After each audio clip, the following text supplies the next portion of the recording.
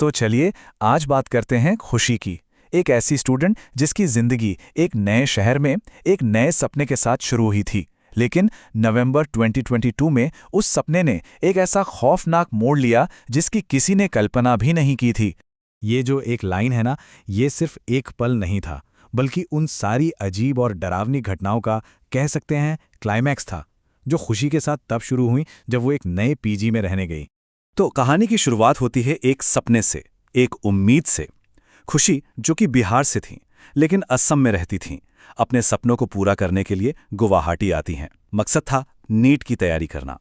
अब देखिए, किसी भी स्टूडेंट की तरह खुशी भी अपनी पढ़ाई पर पूरा फोकस करना चाहती थी, आत्मनिर्भर बनना चाहती थी। तो उसने क्या किया, अपने कोचिंग के ठीक बगल में ही एक पेइंग गेस्ट यानी पीजी ले लिया, ताकि आने जाने में टाइम बर्बाद ना हो और पढ़ाई के लिए ज्यादा से ज्यादा वक्त मिले। सब कुछ बिल्कुल परफेक्ट लग रहा था, है ना? लेकिन ये जो उम्मीद थी ना, ये बहुत जल्द एक अजीब से डर में बदलने लगी। मतलब वहां पहुंचते ही कुछ अजीब अजीब सी चेतावनियां, एक अजीब सा एहसास होने लगा जो बता रहा था कि उस नए घर में कुछ तो बहुत गड़बड़ है। अब देखिए, ये वार्निंग्स भी कोई छोटी मोटी नहीं थी। सबसे पहले तो उसके एक स्कूल सीनियर ने उसे बातों बातों में चेताया कि उस इलाके में कुछ असामान्य होता है। फिर खुद खुशी को, जो इन चीज़ों को लेकर थोड़ी सेंसिटिव है, टॉप फ्लोर के कॉरिडोर में एक बहुत ही नेगेटिव सी एनर्जी महसूस हुई। और हद तो तब हो गई जब उसकी माँ खुद उससे मिलने आई और एक खास जगह को देखकर बोली, रात में इस जगह पर मत आना। अब ये समझना बहुत जरूरी है कि वो जगह दिखती कैसी थी। सोचिए, सबसे ऊपर का फ्लोर एकदम अलग थलग, एक खुला गलियारा है जिसमें लोहे की ग्रिल लगी है, और इसी गलियारे के आखिर में था खुशी का कमरा।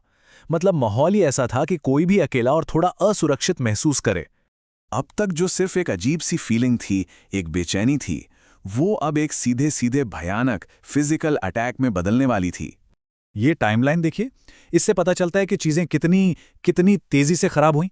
7 नवंबर को वो पीजी में आती है, 8 को पहली क्लास, 9 तारीख को सिरदर्द, 10 को तबीयत और खराब, और फिर 11 नवंबर, वो दिन जब सब कुछ बदल गया। सिर्फ 5 दिन। तो 11 नवंबर की सुबह खुशी की आंख खुलती है और वो क्या देखती है? उसकी रूममेट, जो ज्यादा किसी से बात नहीं करती थी, चुपचाप कमरे के एक कोने में खड़ी उसे घूर रही है। कितना अजीब लगता है ना? खैर, खुशी ने इसे इग्नोर किया और कॉमन वॉशरूम की तरफ चली गई। वहां से बाहर निकलकर उसे थोड़ा चक्कर सा आया, तो वो शीशे के पास गई और देखा कि अरे, नाक से हल्का सा खून आ रहा है। अब शुरुआत में वो बिल्कुल नहीं डरी, क्योंकि उसे साइनस की प्रॉब्लम थी, तो ऐसा कभी कभी हो जाता था। तो उसने बस कैजुअली, जैसे कोई भी करेगा, हाथ से खून की वो कुछ बूंदें पहुंचने की कोशिश की। एक नॉर्मल सा एक्शन था ये। लेकिन इसके बाद जो हुआ वो बिल्कुल भी नॉर्मल नहीं था। एक पल, बस एक पल में उसका पूरा का पूरा चेहरा खून की एक मोटी परत से ढक गया।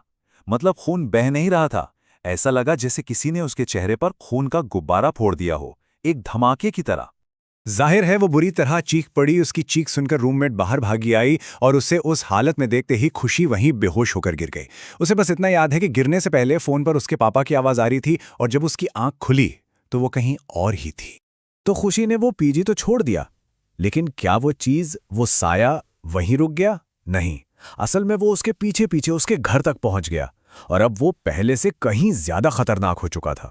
घर पहुंचने के बाद खुशी पूरी तरह बदल गई। वो एकदम चुप रहने लगी, खोई खोई सी। और फिर एक दिन वो अचानक बेहोश हो गई।